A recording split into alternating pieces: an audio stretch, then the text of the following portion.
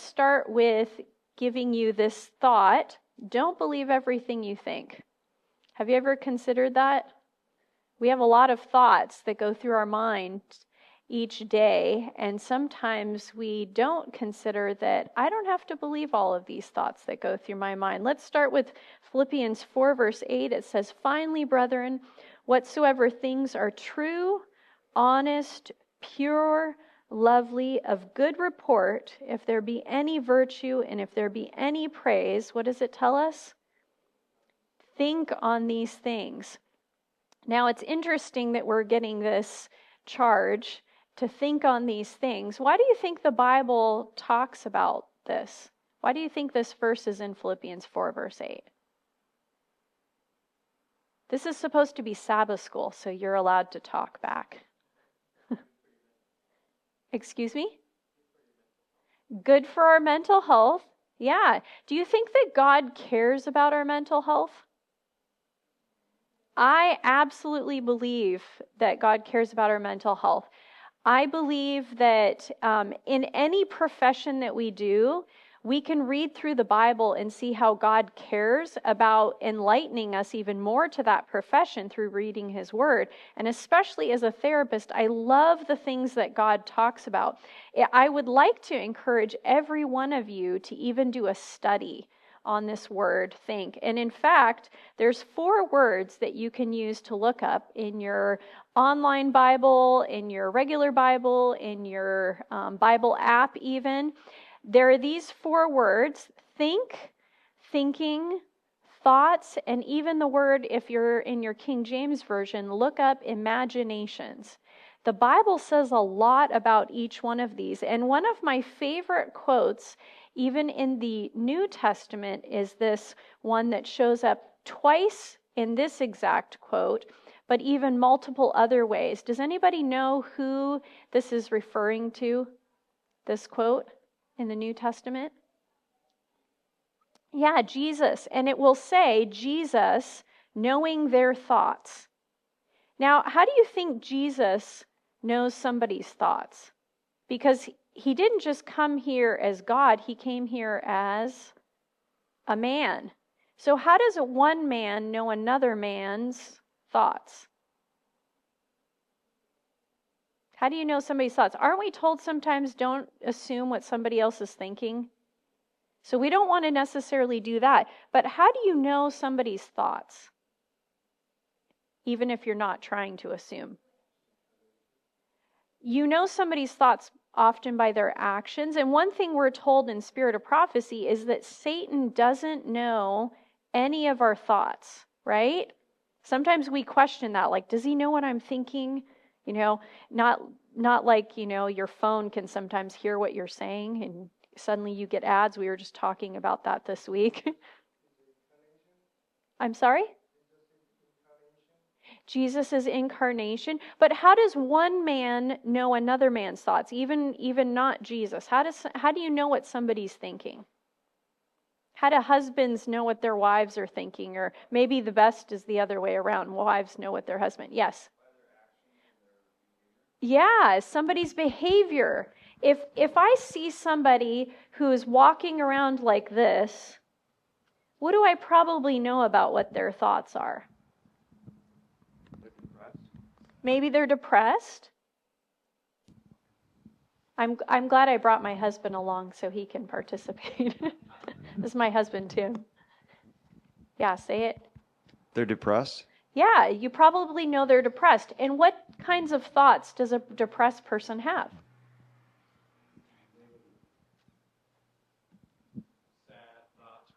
Okay, what would be an example of a sad thought, though? Like a specific thought that somebody might have if they're sad.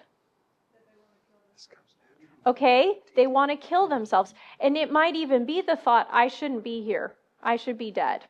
Or my life doesn't matter, nobody cares, so I might as well not be around here. I know these things because I hear people say them.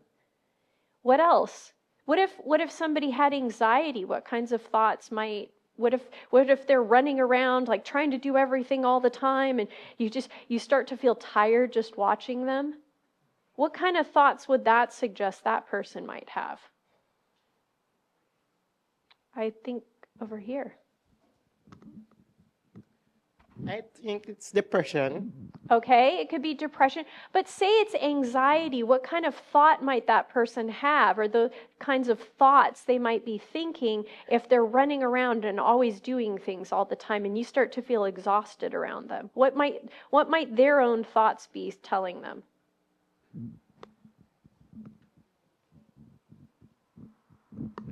Negative thinking. Negative thinking, yeah. A specific thought, though. What would a specific thought be? They're not good enough, so they have to do stuff. I have to compensate. My value is not good enough. I'm not good enough. So I have to do more and more and more to make up the distance between me not being good enough and me being good enough. Or maybe I have to please other people. It's my responsibility to make sure everybody else around me is happy. And sometimes we have these thoughts. I want to share something. So on Tuesday night, right before Christmas Eve, my husband and I got off the plane. And one of the things we had to do after the plane ride is go down to baggage claim. And you notice all of these people in this picture, they don't seem to be rushing for luggage right now. Does anybody know why that is? They're not rushing. There's luggage out there, but they're not just picking up the luggage, according to this picture. Why not? They're not their bags? Yes. They haven't seen their bag yet. You can have tons of luggage go around, and you can just stand there and watch people just standing there. They're not just picking up luggage. And why is that? It's the same reason why each one of us throughout the day, research says that we have between 12,000 and 80,000 thoughts that go through our head in a given day. Now, I think probably the 12,000 thoughts is more the depressed people, and the 80,000 thoughts would then be maybe the anxious people, because when you're anxious and you have a lot of anxiety, what happens? You have lots of thoughts go through your head. You can't seem to stop them. It's almost too fast to stop or even think about. But even though we have these 12 to 80,000 thoughts in a given day, do you know that not every thought is a valuable thought? So some of you know this, but some of you don't. I live in a place in California, and we'll just call it gold country. It's actually considered gold country. So what do you think gold country is known for historically? Gold. Yes, I just gave it away. Yes, it's known for gold. So when settlers came across the United States, they settled in this area and they were looking for a fortune. They were looking for gold. But you know what they didn't do?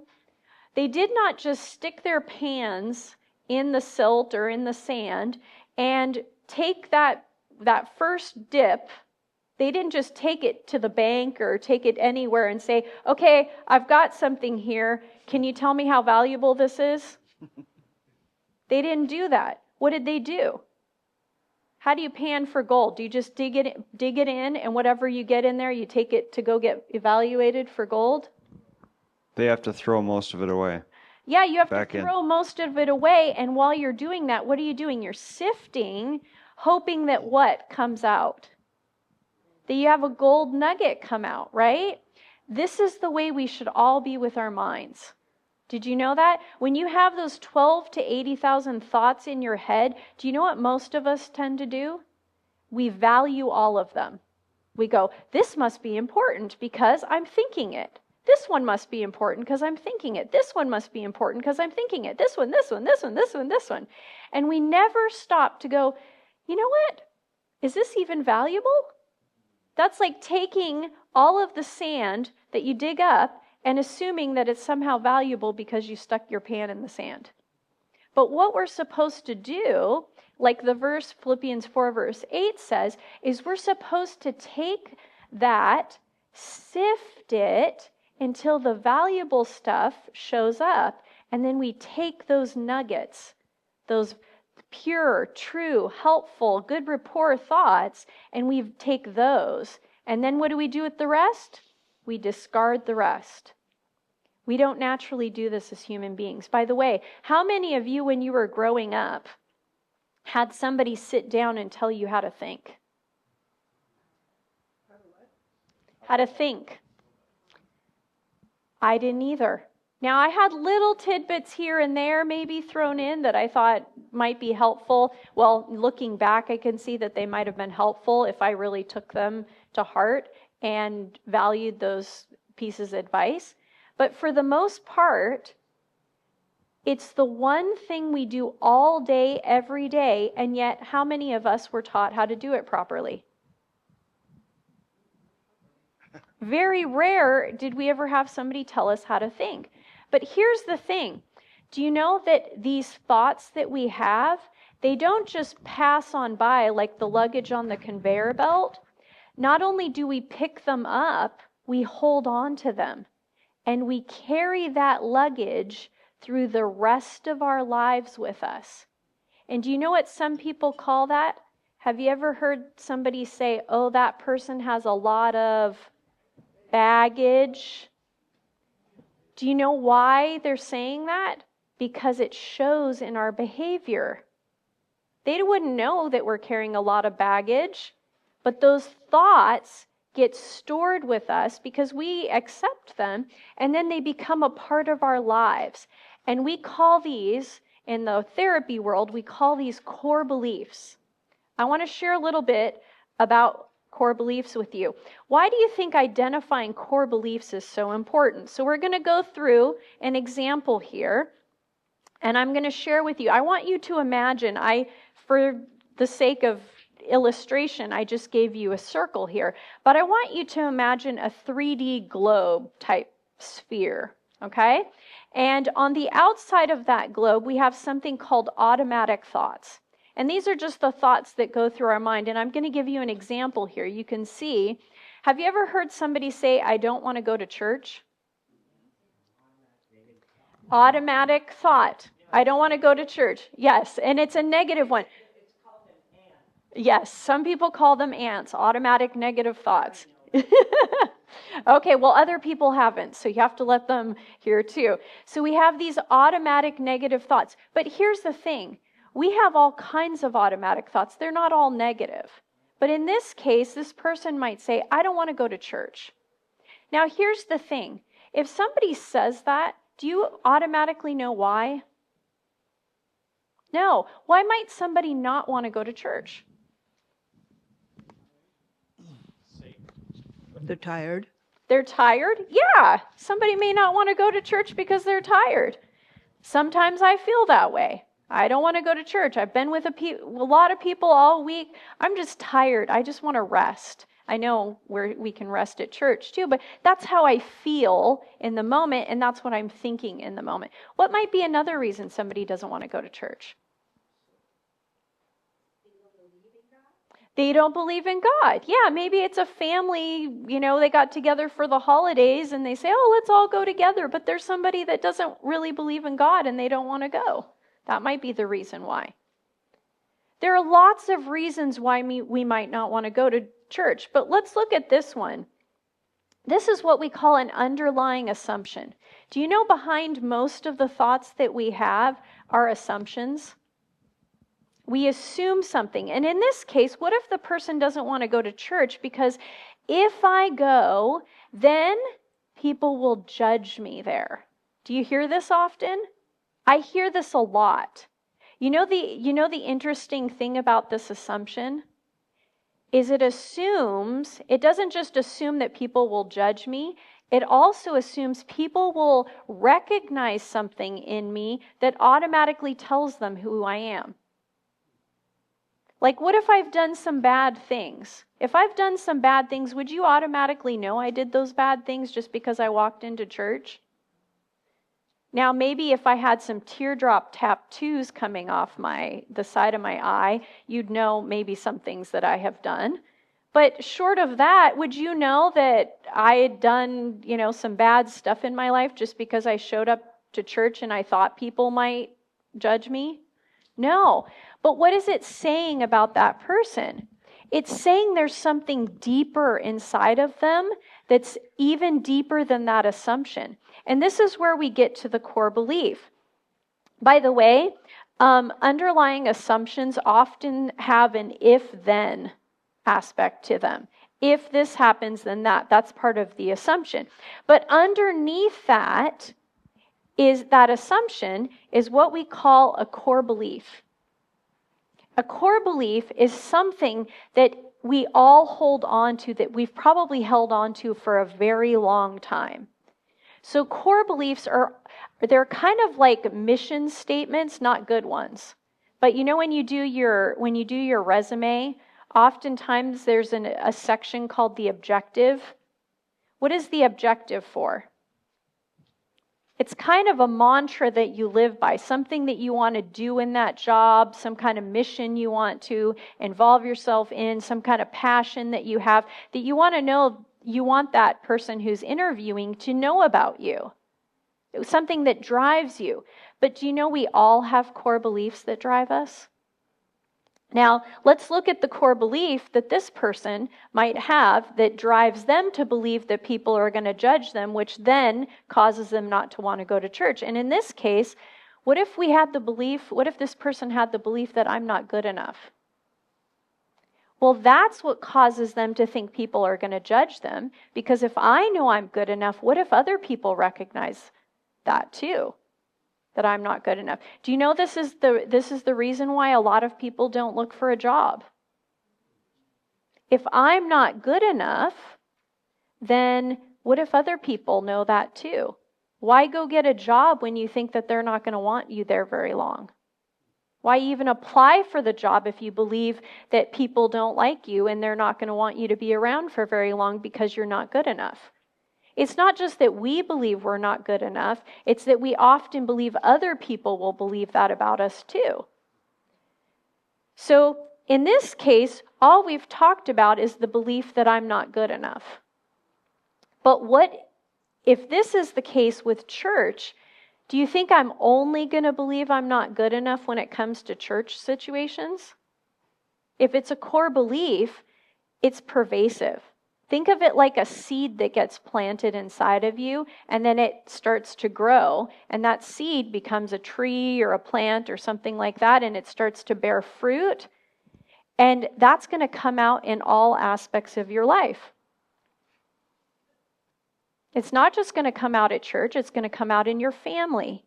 It's going to come out in your social interactions. It's going to come out in even the way you run your errands if you do that. It's going to come out in the way you interest yourselves in financial things. All of your values are going to play off of this belief, I'm not good enough. I want to give you another example here. Let's take a look at a woman who is trying to lose weight. After some success, she couldn't figure out why she reverted back to old habits of binging on food that caused her weight loss to plateau. With some investigation, she discovered a core belief she agreed to long ago and had since forgotten. She had agreed to the belief that she was deprived if she didn't eat everything she wanted. Now, how do you think this core belief is going to play out? What's the core belief? I'm deprived if I don't eat everything, or if I can't eat everything I want. Anybody see a problem with this belief already? Now, the core belief is actually hidden in this larger belief, because the larger belief is kind of an assumption, an underlying assumption. The real core belief is what? I'm deprived. How do you think a person lives their life when they believe they're deprived all the time? How do you think that plays out? Well, let's look at that. So, remember, how do we know somebody's thoughts or beliefs? By looking at their behaviors.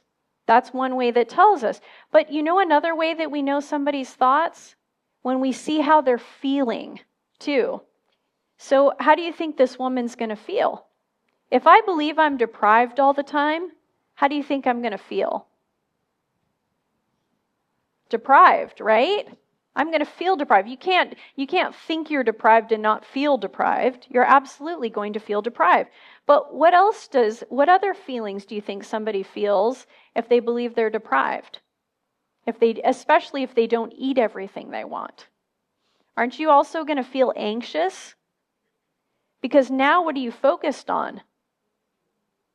I'm focused on, I got to eat everything I want, or else I'm going to be deprived. So you're going to feel anxious. But what happens when you start eating everything you want? Then you're also going to feel guilty, because you're not seeing everybody else live this way too. But we talked about behaviors before, so what kind of behaviors do you think that person is going to have, that woman is going to have? Well, we already know, because she's going to start binging. Why do you eat that much, except you believe I'm going to be deprived if I don't eat everything I want? Now, here's the interesting thing. She didn't believe she's going to be deprived if she didn't eat everything she needs. She believes she's going to be deprived if she doesn't eat everything she wants. How many of you know what you want all the time?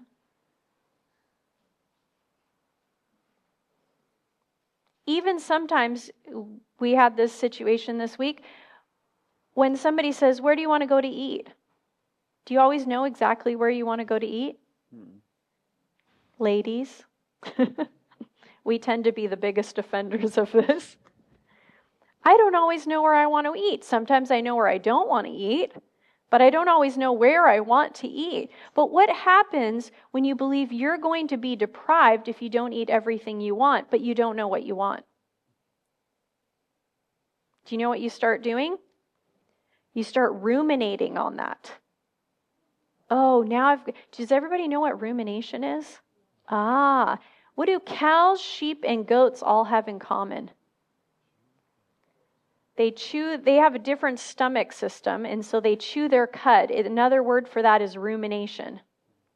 You'll see a cow out in a field, and that cow will have eaten maybe 20 minutes ago, and they're just laying there, and their mouths do the chomp, chomp. And they haven't taken any more grass, any more food, but they're still chewing. That's called rumination. Now, human beings do that on a different level. Hopefully we don't do that with our food. But we do that with our thinking. Something happens at work maybe. And maybe somebody said something to you that you could take as an offensive comment. And so what do you do for the rest of the week? The rest of the month, the rest of the year even? You start ruminating on it. You keep chewing on that thing that happened. And you keep chewing and chewing and chewing. And some of us do something even beyond that. It's called perseveration. What is perseveration? Perseveration is when you can't stop talking about it. Have you ever met somebody like this? Something happened a long time ago, and they're still talking about it as though it just happened, and you're like, oh, please stop talking about it. Sometimes it's not so bad. Maybe they met somebody and they're just infatuated with this person and they can't stop talking about it. But sometimes it's like, really? You had that argument with that person like 20 years ago and you still want to talk about it? That's over and done with. But they just can't stop talking about it. That's called perseveration. But in this case, this woman might be ruminating about food all the time. What do I want now? What do I want now? Oh, that tasted good. Do I want some more? Well, I better eat it, because if I don't eat it and I want it, then I'm being deprived. So we ruminate. But then the other thing, too, that I think this woman is probably going to be doing is hyper-focusing. Y'all know what hyper-focusing is? Hyper-focusing is when you can't stop thinking about something. And you're like, food. Have you ever done this before? What do you hyper-focus on when you're hungry? Food, right? What do you hyper-focus on when maybe you're going somewhere and you don't have the outfit for it? Maybe you hyper-focus, I need to go shopping, I need to get this outfit, I need to get to the perfect thing for this. We tend to hyper-focus. And this woman, if she believes she's going to be deprived if she doesn't eat everything she wants, she's probably going to hyper-focus on food. Now, behaviors aren't just what you do. Behaviors can also be what you're not doing in the meantime. So sometimes a behavior can be, I don't ever get out of bed. But in this woman's case, if she's hyper-focusing on food, can you do two things at the same time? Can you think about two things at the same time? No. So if she's focusing on food, what is she not focusing on? Maybe her family. Maybe her husband's needs, her children's needs, maybe her job and what she should be doing right now in the job. So when you're hyper-focusing on something, you're often not able to think about anything else. I've seen this happen, especially with people who've lost somebody.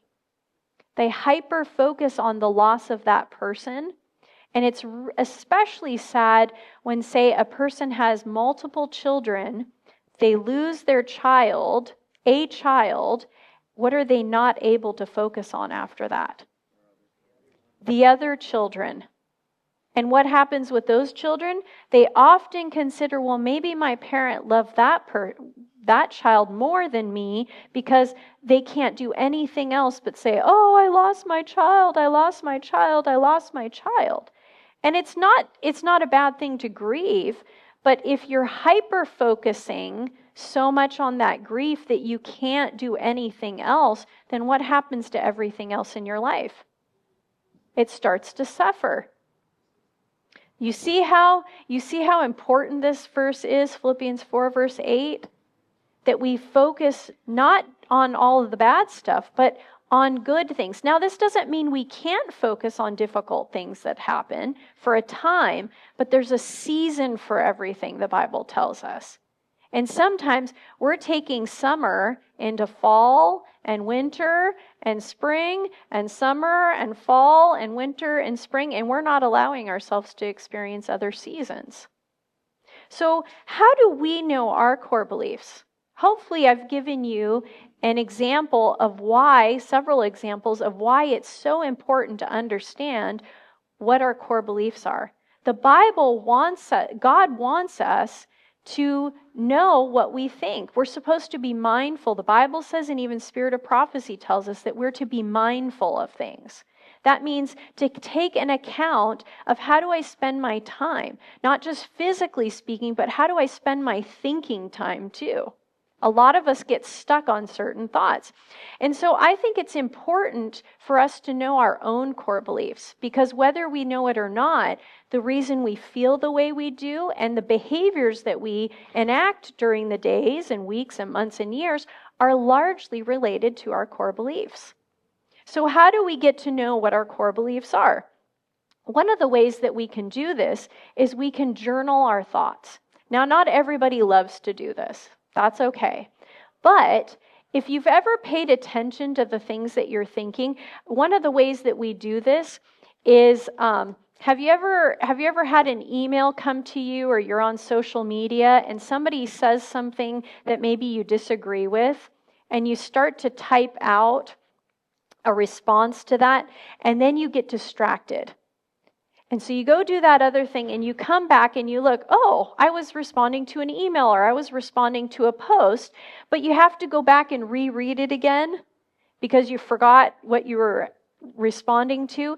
And right at that time that you're rereading it, you realize, uh-oh, I totally thought they were saying something else, and I was responding to what I thought they were saying, only to reread it and realize, oh, I could have totally embarrassed myself by responding to what I thought it was, not what I'm now reading. Now, why does that happen? Because our emotions are so strong in a moment, sometimes we can't think straight. And by just journaling your thoughts during very strong emotional moments, you set it down, and then you want to come back later, maybe a day later, 2 days later, and you start to realize all of those thoughts that I had in that moment were largely related to how I was feeling, not what was actually happening. And it gives you some new perspective. And sometimes we need to separate ourselves from the rawness of an emotion to realize I wasn't responding appropriately to that because my thoughts were in the wrong place based on how I was feeling. So the next thing that we can do is start to pay attention to the words that we say. If you hear somebody apologize all the time, I'm sorry, I'm sorry, I'm sorry, I'm sorry, oh, I'm so sorry, I'm sorry, I'm sorry. What do you think that person might be believing? That everything is her fault? Yes, that everything is her or his fault, absolutely. And sometimes the belief can also be that I'm the common denominator in all things bad. I've seen people do this. I do a group Monday through Friday, and I've seen people, somebody across the room drops their paper, slides across the floor, and they go, oh, I'm sorry. I don't think they had anything to do with that. Somebody drops their pen. Oh, I'm sorry. Or somebody walks through the room and bumps their self on the door jamb. Oh, I'm sorry. I'm like, that person's taking a lot of responsibility for things. But where do you think they get that from? If you start to pay attention to the words that come out of your mouth, one of the things you start to realize is, maybe where did this come from? I had a client who experienced this. She apologized a lot. And she started to realize when she paid attention to her apologizing that where she got that was when she was growing up, she had a younger sister. And her younger sister, when she was born, she was just a toddler at the time. But when her younger sister was a baby, sometimes she'd cry a lot. You know what her parents would say? Be quiet. We don't want you to wake up your sister because then she's going to cry. Don't do this because it's going to make your sister cranky. Don't do that because then we're going to have trouble with her. So what do you think she learned? Her sister was doing all these things because she wasn't doing enough to stop her sister from it. But what little kid can be quiet all the time and not somehow have their younger sister be cranky?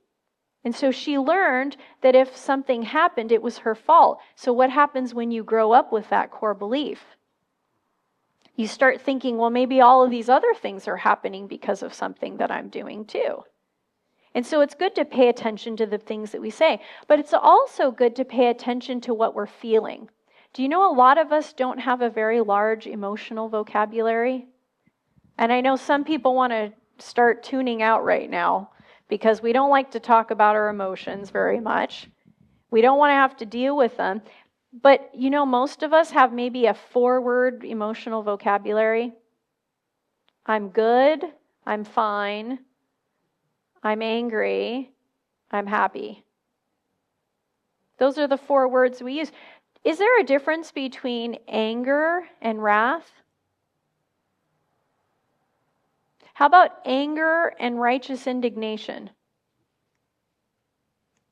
They're both words that we can use for anger. What's the difference between anger and righteous indignation, though? Anger is a general term. Righteous indignation kind of narrows it down and tells you what. I'm angry for a righteous cause. When is it appropriate to have righteous indignation? Maybe when somebody you care about is being maliciously hurt. Would that be okay to have righteous indignation if somebody said, how are you feeling right now? Am I just angry? Or do I have righteous indignation? It's good to start becoming aware of what you're feeling. And so being mindful of your emotions and starting to pay attention. Now, one of the ways that we can do this, and I want to give you a chance to get to know your own core beliefs, because we've been talking about that. So one of the things I want you to consider is, now it might be hard to look at this, and I didn't fully have a handout, but if somebody's really intent on doing this, I have 3 handouts that I can share, and you can share with a group. So I'll give you those if anybody really wants one. It's not just the ones up here, but there's more on it as well if you really want to do a thorough inventory of what your core beliefs are. And the next thing I'm going to show you, and this is something that you can do at home. You don't have to do it here, but here is a list of feelings. Does that look like a lot more than 4 feelings that you could feel? This is a lot of feelings, and by the way, this isn't even an exhaustive list of feelings that you can have. Now, here's the thing. I love doing things that are simple and free. You can go online and Google a list of feelings. Put PDF in there, it'll give you a nice thing that you can print out. But just type that in and start to carry that along with you throughout the day and start to check yourself and go, what am I feeling right now? Some of us weren't taught to think about how we felt. Now, here's the thing. I don't want you just to be able to diagnose what you're feeling. I want you to take those feelings, because this is what society does a lot of now. We talk about, oh, I'm angry, or oh, I'm depressed, or oh, I have anxiety, or I'm anxious, or whatever the case may be. And then we stop there as though that's a wonderful thing. Did anybody ever watch G.I. Joe as a kid? Anybody around that age? I watched G.I. Joe as a kid. I was a little bit of a tomboy, so I liked that show. But at the end of every G.I. Joe episode, they had something that they don't often have in cartoons now, a moral of the story. And the narrator used to always say, and knowing is half the battle. And then he would say G.I. Joe. Now here's the thing. Knowing your emotions is only half the battle. What's the other half? Learning how to manage them. So this is how we're going to learn to manage them.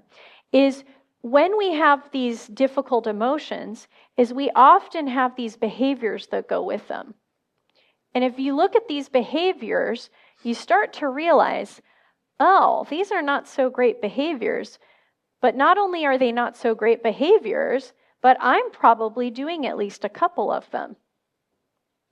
But the reason we do these behaviors is because we don't have the right thinking or the right core beliefs. And so I want to my husband's going to hand out a sheet to all of you so that you can practice working on a core belief that you might have. I'm going to go back to this one though, and maybe you can pick a belief off of here. And all of these beliefs, if you look at the categories, on the left-hand side, we have core beliefs about ourselves. In the middle, we have core beliefs about our context, or you could say core beliefs about our circumstances. And then on the right side, core beliefs about others. And these are some natural core beliefs that people have. And by the way, what's the third word in the title? What's the third word in the title of this sheet? Common. Now, don't feel like you're the only one that has these beliefs. When I hand these out to people, you have no idea how many people go, oh, wow. How did you know all of these thoughts all these beliefs that I have? And they're checking off multiple ones because I didn't realize there were anything wrong with them. So I want to give you this sheet because I want you, the first question on the sheet is what? Somebody's going to have to read it to me. What's the first question on the sheet? What core belief do I want to work on? Okay, so I want you to pick a core belief either from here or if you got one of the 3 handouts that I actually had. I want you to pick one of those and I want you to put that at the top of this sheet. What core belief do I want to work on? Because these are self-defeating beliefs. These are holding us back emotionally and behaviorally in our lives. So then the second belief, or the second question on that sheet is what? Somebody want to read it? Pass that mic around. What's the second thing on that sheet? How might I have adopted this belief? Okay, so I want you to look deep into your life, and I want you to find a place in your past maybe where you adopted this belief. Maybe you believe that you're not good enough, and maybe you realize, wow, when I was a little kid, I watched my parents fight all the time. I was an only child, and I thought maybe I was the reason why they were fighting, and maybe the reason why they got divorced. And I realize now, at 6 years old, that's probably not a good time to make a belief, because I didn't know better. Sometimes people just fight and they get divorced, and it doesn't have to be about me. And so therefore, that's probably where I adopted this belief that I'm not good enough, or that bad things happen because of me. That would be a good example of looking into the past and understanding where that belief might have come from. What's the third question on that sheet? Just Let somebody read, yeah. What evidence do I have that this is an irrational core belief? Okay, so here you have to ask the question, what evidence do I have that this is what kind of belief? Irrational. So I recognize that it's holding me back. Is there anything else under that? Maybe some feelings and belief or things that are happening in my life that tells me this is irrational. What do we often do when we have an irrational belief? Maybe we start beating ourselves up. We go back to all of these behaviors. Do you know when you're doing these kinds of self-defeating behaviors, do you know it's almost a exact opportunity or perfect opportunity to recognize you have a core belief that's not good, that's irrational? The only reason we do this stuff is because we believe somehow that we deserve it or it's going to make me feel better. Can substances ever make me feel like I'm good enough?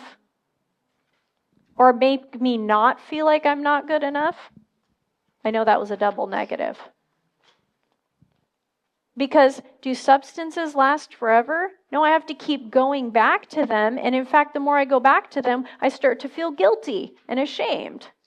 So it's never going to make me feel good enough or take away the idea that I'm not good enough. It's not going to help. So when I do these behaviors, it's an automatic that it's an irrational belief. So the next question, what's the next question on that sheet?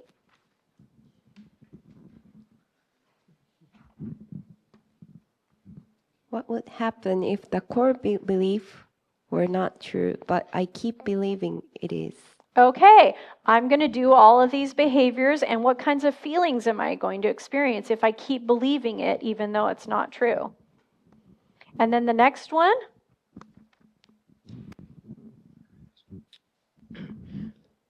What could happen if I let go of this core belief? This is a good question. Do you know what happens here when you ask this question? You start to get to see your life differently.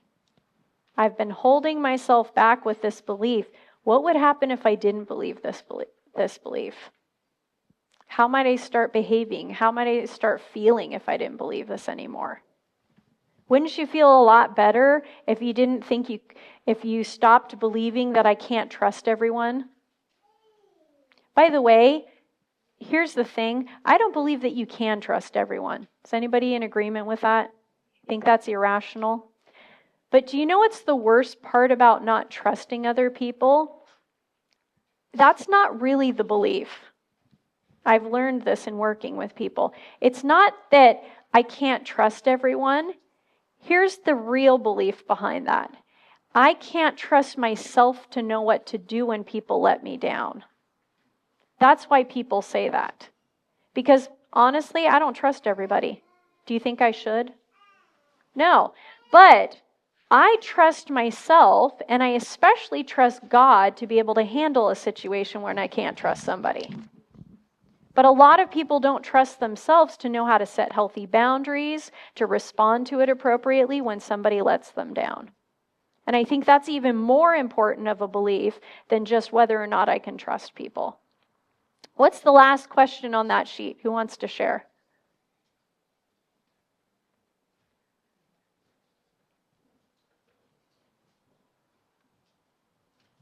Who has a microphone? My husband's working. What do you want me to do with it? The last question on that sheet. Oh, okay. All right. What core belief would make more sense if I could believe it? Okay, this is where you get to write a new core belief that you're going to live by. We want to do that instead of the old core belief. Now, you remember the story in the Bible of the woman who cleaned her house? What happened after she cleaned it? More demons came back after, right? It's not enough to get rid of a bad habit. You have to replace it with a good habit, right? It's not enough to get rid of a bad belief, core belief. You have to do what? You have to replace it with something that is Philippians 4 verse 8. We're going to go back Back, back, back, back, back, back, back, back, back. There. The Bible tells us not just to get rid of the bad thoughts, it says to do what? To focus on things that are true, honest, pure, lovely, and of good report. A lot of us think, oh, well, I'll just get rid of this bad belief, I guess. But what does Satan love to do? Then he'll just attack us with another situation that will reinforce that old belief again. So we have to replace it with a new belief that is true and helpful. And actually, I'm going to spend some time in the church service talking to you a little bit more about that. And we'll spend some time doing that.